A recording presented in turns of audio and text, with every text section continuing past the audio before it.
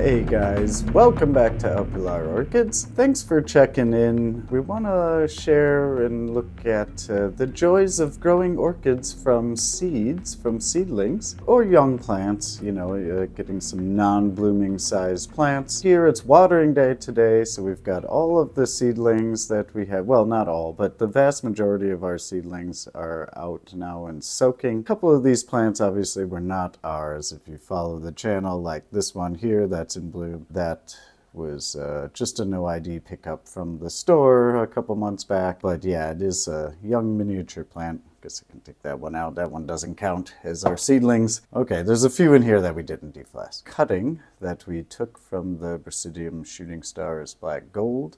But yeah, we're kind of counting it in the young plant category. Otherwise, all of these plants we have deflasked. They've come out of Flask for some of these bigger ones, like this guy here that's been out three years now, give or take a month or two. I wanted to share with you guys one of the joys of growing orchids from seedlings is kind of this feeling of unknown expectation, I guess. Some of these are new hybrids, or many of them are new hybrids that we have never seen the blooms before.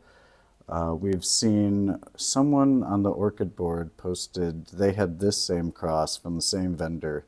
And this was a couple years back. They got theirs to flower. It's a Gigantea crossed with Sogo White. So nice hybrid. We have a couple of those still growing along here left from that Flask, and that's again been out like 3 years. Some of these other guys, we have no idea what the flowers are going to look like when they do eventually bloom, which we're confident that they will. That's one of the beauties, and they'll all, in theory, be slightly different. Some of them may be radically different than their counterparts. So you just kind of never know what you're going to get when it comes to seedlings and what the flowers are going to look like. This was a set that we just took out of compot and repotted like a week or so ago. Oh yeah, here's a young Cattleya. So we are in a growth phase right now with learning the genus of Cattleya, and it's related. So let's say the family, the Cattleya family of orchids. We're trying to learn. We've been on this growth curve for them for like a year or more actually now at this point, trying to figure them out. And part of that journey is growing young plants. So we've failed on deflasking a couple flasks now. We've lost both of them.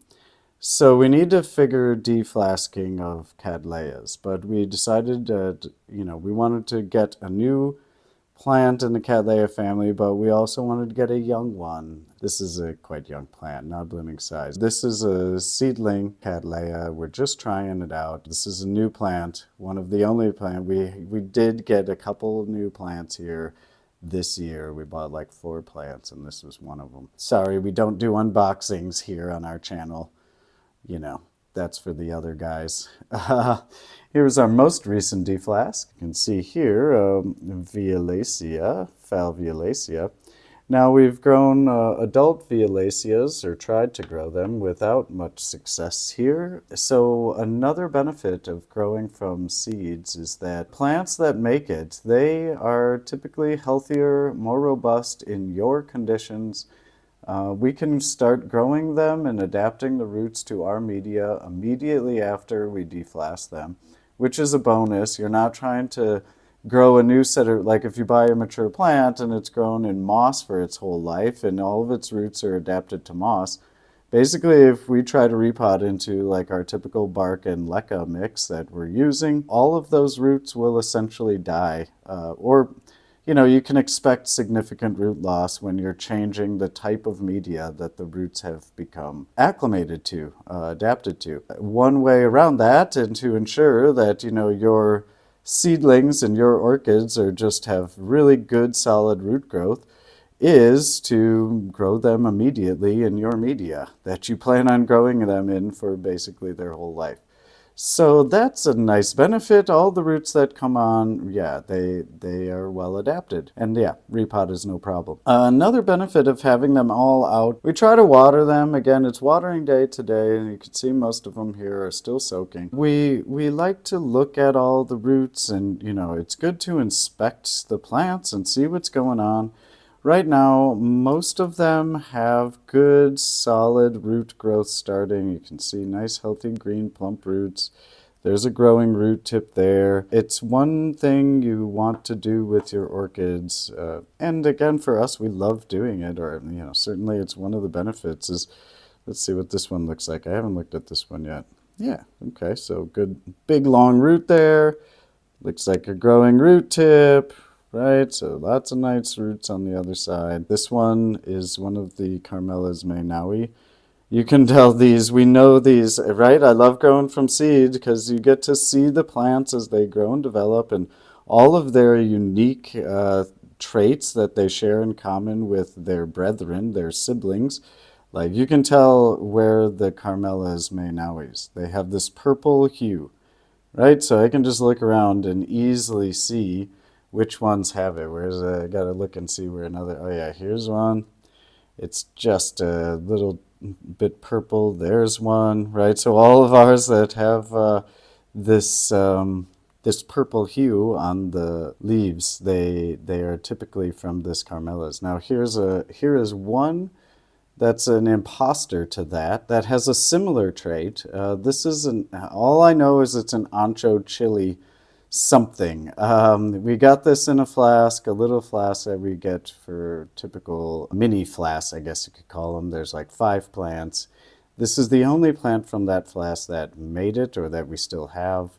And I lost the tag and I can no longer find the listing on the website. It's just labeled as ancho chili, so I don't know. Hopefully it looks good. This has also been out of flask about 3 years. So that kind of gives you an idea on some growth rates too in a typical apartment. Now we just added lights to our grow setup, which we're trying some of these under. So hopefully that will accelerate their growth. But yeah, some of these, right, these have been out about 2 years in this flask. And you can see they're just really slow growing. I mean, we've pointed it out before. These plants, this one for the Carmelas Maynaui and that one, the smaller one, were from the same flask. So again, one of the benefits of growing from seeds and seedling cups is that you can kind of pick out the strong growers or we give our strong growers away usually. I don't know why. We usually stick around for the late ones. There's kind of this myth out there that like the slower bloomers are maybe the better ones. I don't know. And I just don't care that much. If we're going to give plants away, I want them to be the nice, strong plants that people will have success from. Speaking of giving them away, so here is our only flask that we've tried of Paphiopedilums.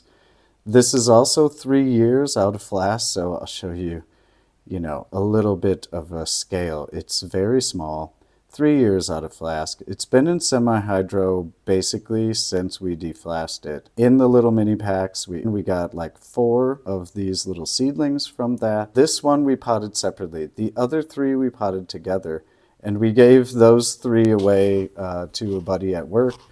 And he has it growing up in his office with those 3 seedlings. And they're amazing. They're twice as big as this one.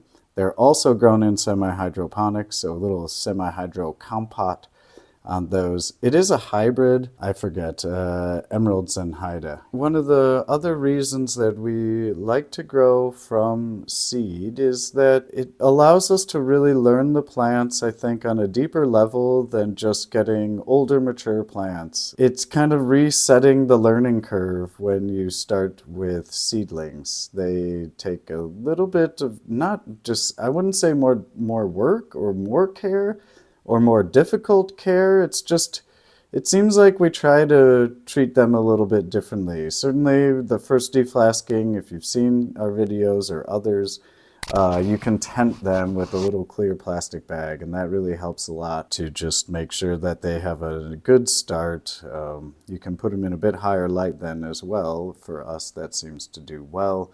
and it keeps the temperatures up, so the roots have a really good chance of developing. I mean, you have to expect, of course, to lose some. So here is a little separate compote. We just separated these from the compote. We showed the other ones here a second ago. The roots on these three smaller ones were not looking so good. One of them had decent roots and one growing root. The other two just had like old roots that looked like they were on the way out. Sure enough, like less than a week later, one of them is fading already. I don't want to disturb this though, so I don't want to just rip this one out and go disturbing the delicate growing roots on the other two, whatever is still alive. So I'm just going to leave it like that. Hopefully the rot doesn't spread, which I think it'll be fine. I love deflasking. It just provides some excitement. It does give you a realistic idea of how long it takes some of these plants to grow. Certainly for us and probably others of you out there that grow inside apartments, yeah, it takes a while. That's okay though. It's worth the wait for us, just the anticipation. And if they aren't great, I mean, these plants are so cheap. We've given the price, but these packs that we get here, that you get like 5 little seedlings in a flask. It costs less than $10. And okay, you figure 1 or 2 die. That leaves you 3 plants. You grow them, you give 1 or 2 away. That's a pretty good deal, all things considered. And they don't take up a lot of room. So you can see we've got like, I don't know how many seedlings we have here, but quite a few and young plants, and they don't take up a whole lot of room in the garden, which is another benefit of them. You get to see them grow and see it. I kind of think about it like having an old, when you adopt a dog, do you want to get like an old dog? Or, I mean, for me, part of the fun of having a dog is watching it grow from a puppy. So yeah, you get to see them grow and develop and see all their habits, like these little short leaves, all squat. I mean, that's really cool compared to, some of the others that are more spread out leaves and wider leaf patterns. And it is watering day. The nice thing is we water these guys on the same schedule that we water all of our plants. So the size of the pot helps control that. With small pots, you can get away with watering them once a week, a little bit of bark in there to retain some of the moisture. They seem to do fine that way, and we just fertilize them, again, just like all of our other plants. So we've got the fertilizer. Doesn't matter what kind, that really doesn't matter. We use 1 little capful, like 25 mils approximately in the little cap to 5 liters of water. So 25 mils of fertilizer to 5 liters of water. And we fertilize like that every, I don't know, like in the winter time, not much, maybe once a month, every 3 weeks. And then in the summer, we try to go every other week, if not every week in the peak growth. Otherwise, they don't need much. We keep them in low light conditions, so they don't really need a ton of light. Obviously, they're phals, so they're generally low light plants. But like with all of our plants, we try to push them into as high a light as they will absolutely tolerate. Some of these we are growing in our little new greenhouses under lights, not strong lights, and they seem to be responding well. So we're going to try to put more under there. We have them growing literally right under the leaves of the cattleyas in the cabinet. Go out there, get some seedlings for you and some friends, and yeah, share the joy, watch them grow. Hope you're having a good one. We'll see you back here at El Pilar soon.